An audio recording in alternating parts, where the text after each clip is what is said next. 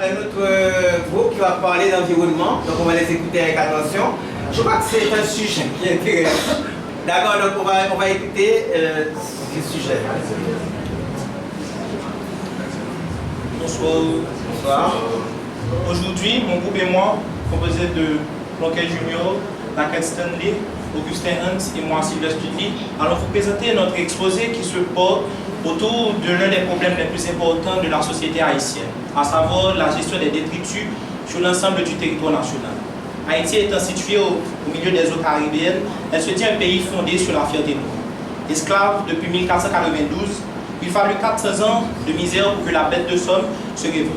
C'est alors le 1er janvier 1804 que le premier peuple noir de l'histoire se dit indépendant. Une prouesse qui nous a valu le mépris de tout un monde, en lui-même déjà développé. Ce qui n'empêche que dans les années 60, Haïti devenait la zone touristique tropicale des projecteurs du capitalisme. L'ordre, la propreté et la beauté d'une métropole sont les attributs rattachés à son blason, la perle des Antilles. Un dicton qui aujourd'hui ne fait plus face à la réalité haïtienne. Ce n'est qu'à l'aube des années 2000 qu'Haïti connaît une autre tournure environnementale flagrante, les FATA. Se trouvant dans les grandes rues de la capitale et dans les grandes villes de province, obstruant et salissant nos rives côtières, il devient le nouvel ordre exhibé d'une population de 11,5 millions d'habitants sur les 27 750 km² enregistrés.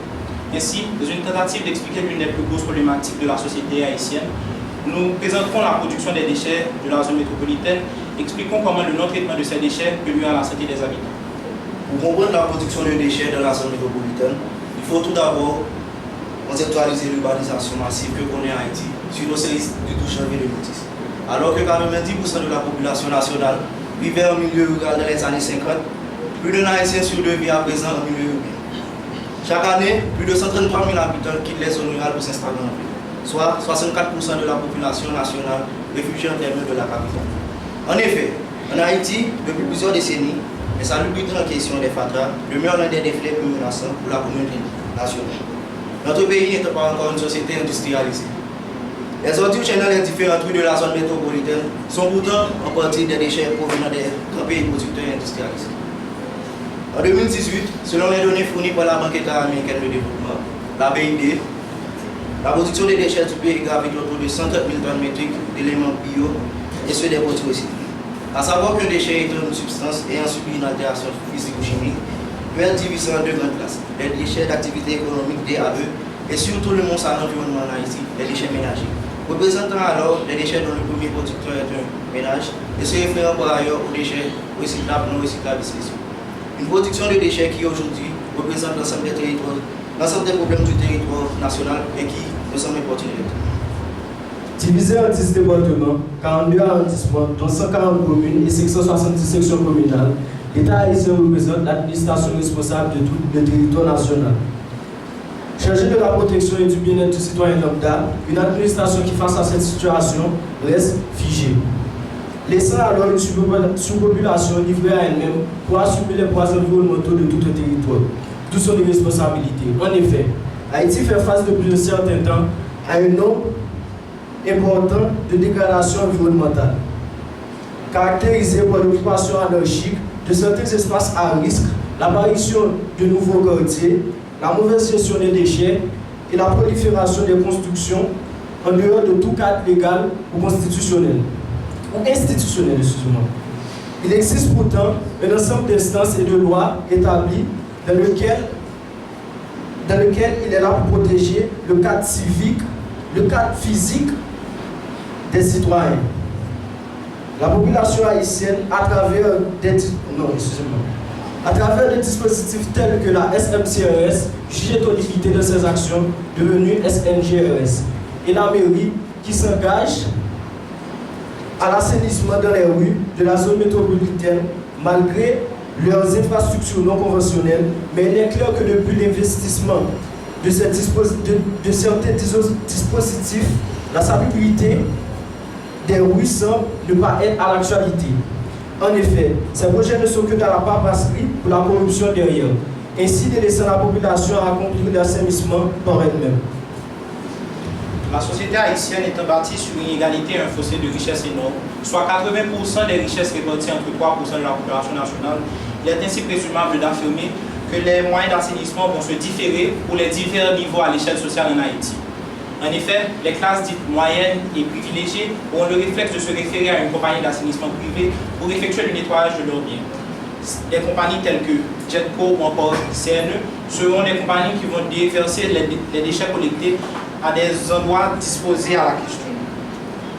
Une inégalité sociale qui vient interagir directement avec une situation environnementale, puisqu'en effet un parallélisme total vient se créer entre la classe défavorisée et la classe favorisée. La classe défavorisée, elle, qui va, à faute d'éducation et d'infrastructure, déverser ses déchets directement dans le cadre environnemental du pays. D'où la problématique que l'on connaît actuellement, qui est certainement un préjudice à leur regard. Sur les 50 000 tonnes de déchets présentes de la zone métropolitaine, la grande majorité correspond aux déchets ménagers, 175%, et le reste correspond aux déchets industriels. Ces déchets sont des sources de maladies et de pollution.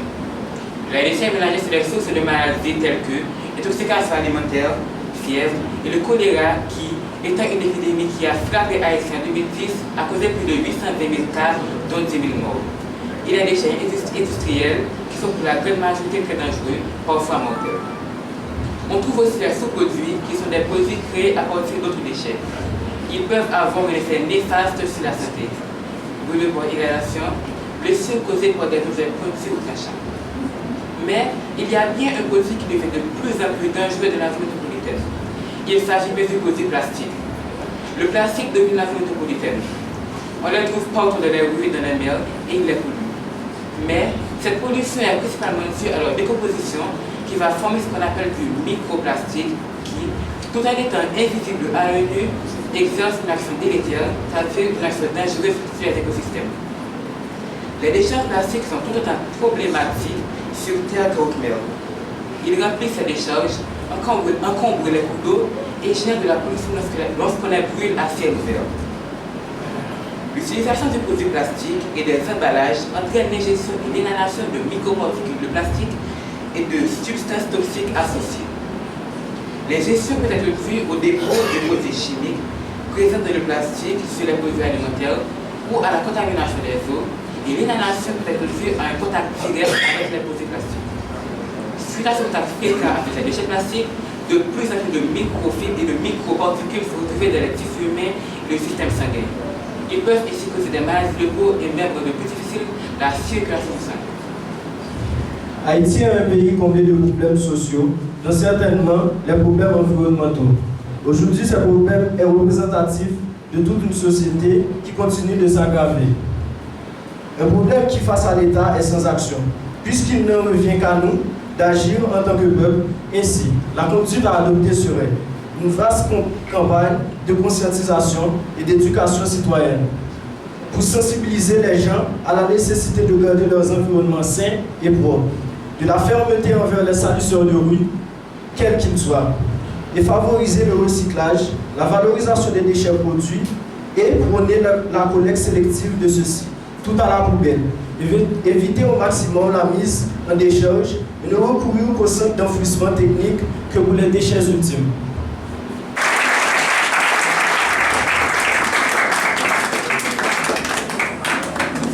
C'est une petite précision, parce que ce que je vais relever, ce n'est pas de leur faute.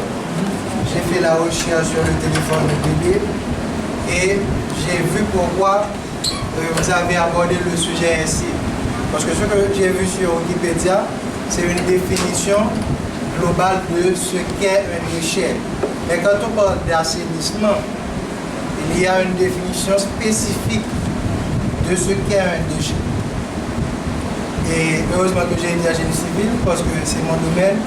Un déchet, de façon économique, c'est un objet qui a une valeur négative. Ce qui veut dire que nous devons payer pour nous en débarrasser.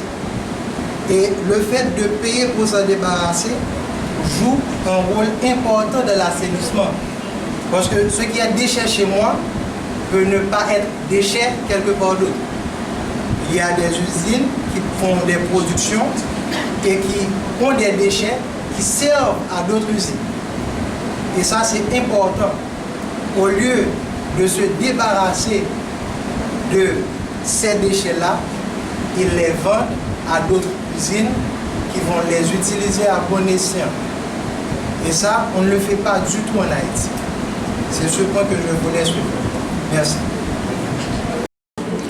Dans les années 2000, ce qu'il y a, c'est que on avait commencé avec l'utilisation du propane. Et maintenant, les populations, les personnes qui vivent dans les milieux ruraux ne s'adonnaient presque, essayaient de laisser la coupe du bois pour faire du charbon. Et ce qu'ils faisaient, c'est qu'ils venaient en ville et prenaient les détritus, c'est-à-dire principalement le plastique, et allaient les revendre aux entreprises qui, bien sûr, les recyclaient. Donc, je as dit qu'on ne fait pas ça du tout. Mais les particuliers, parce qu'il y a des familles qui vivent grâce à la vente de ces plastiques-là dans les rues. Parce que vous pouvez voir ça dans les rigoles, etc. Il y a des gens qui passent, qui ramassent les ordures sur les plastiques pour aller les vendre, pour pouvoir vivre. C'est pas parce que tu as dit. Ils n'ont pas popularisé. Non, beaucoup de personnes le font. Des familles vivent de ça. Oui, mais est-ce que c'est quand même particulier pour tout le pays? C'est ça. C'est Mais c'est quand même particulier. Moi, je pense que de toute façon, ce qu'il a dit est vrai, mais la réponse de Léo est correcte par rapport à l'industrialisation du pays. Oui, il y a une usine de traitement de déchets, enfin je ne sais même plus si elle existe, l'usine du papa de... Comment il s'appelait notre ancien élève qui avait déjà traité un sujet pareil? Le traitement des déchets. Et on fait des histoires de jolis... les jouets aussi. Des jouets, des ustensiles. On fabrique des choses, des valises, des bibelots, à partir justement des déchets organiques recyclés. Mais je ne sais même pas s'ils peuvent continuer à fonctionner parce que l'usine se trouvait sur la route nationale numéro 1. Donc par rapport à la situation d'Haïti où on ne fait pas le tri de déchets, donc tout ce dont on n'a pas besoin représente un déchet et dérange l'environnement. Donc c'est particulièrement... Voilà, c'est particulièrement de cette façon-là que les enfants ont traité le sujet, parce que ça soit le tri des déchets ou la récupération pour le recyclage, tout ça, ça doit faire partie d'une politique publique qui mise sur pied dans un système étatique donné. Mais ce n'est pas le cas ici, donc c'est pour cela qu'ils ont tout traité ensemble. C'est ça. Voilà. Sarah? Merci pour votre exposé. Comment les sociétés d'hier réagissaient-elles face à la question environnementale? Les sociétés haïtiennes d'hier, comment réagissaient-elles face à la question environnementale? Qu'est-ce que tu pourrais dire?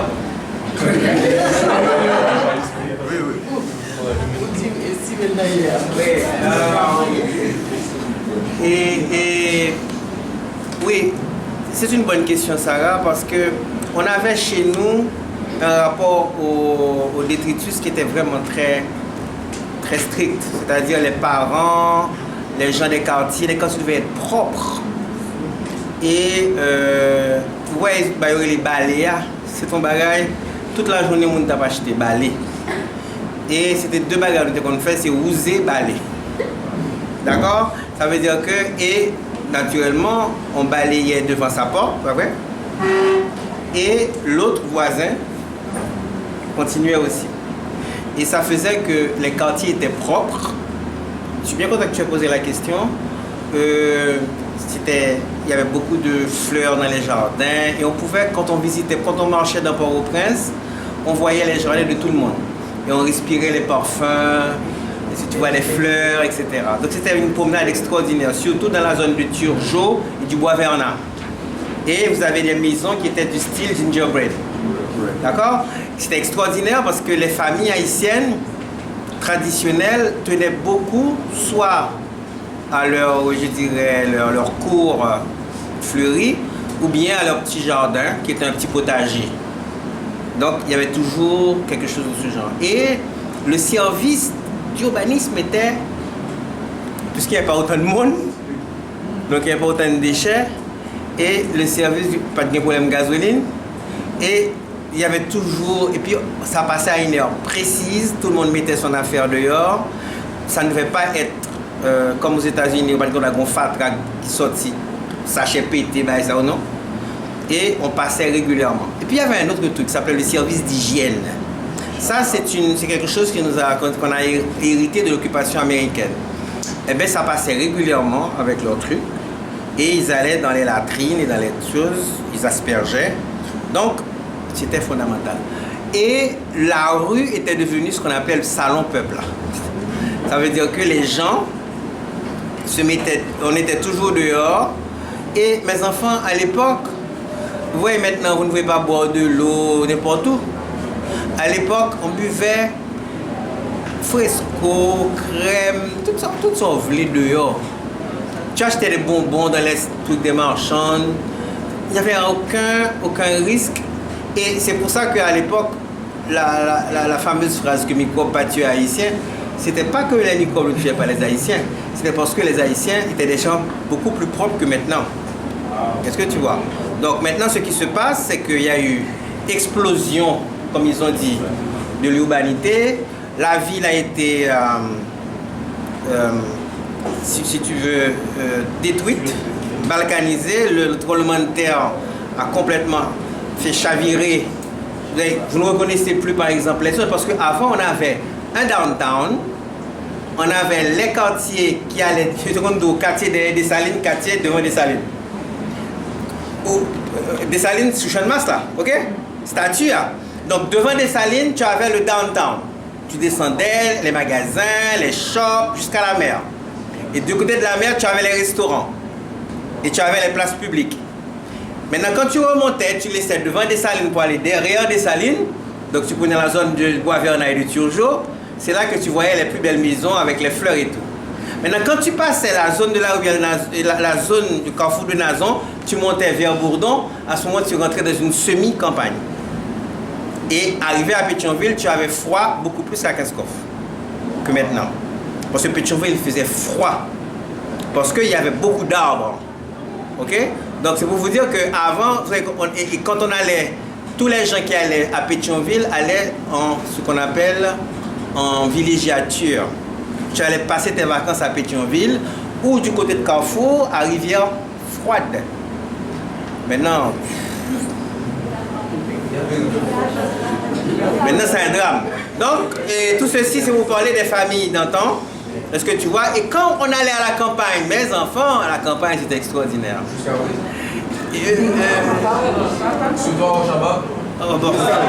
Chez lui. Alors, la campagne, Timoun, il y a une affaire de café pour le cerveau, Ben. Mounio, comme moi, il y a cherché une série de tasses. Tasses éclairées tellement au bois. Tu vois? Et puis on te donnait du café, on te donnait à manger toute la journée. C'était l'époque du bonheur vivrier en Haïti. Ce qui n'est pas pour le bonheur vivrier, ça veut dire que tu as bananes, patates, bagailles, tu as mangé.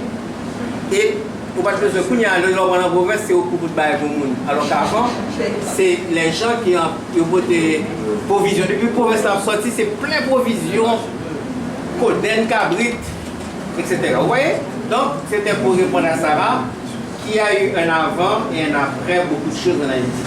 Oui, juste pour ajouter et souhaiter, qui parle de gestion de déchets parle également de maîtrise de son territoire. Donc, pas maîtriser le territoire, donc c'est ça le problème. Donc, ils ont parlé de ça, la question de l'exode rural, la forte urbanisation. Et aussi, il y a le consommation carbone. Le problème démographique. Voilà. Or, l'état d'émission, l'état des on a perdu la maîtrise de notre environnement, de notre territoire. Oui, nous perdons maîtrise en termes de gestion des déchets, nous perdons en termes de loi. Oui. En vrai, ce n'était pas conçu pour oui. Et on n'a pas un dernier recensement. Combien de monde?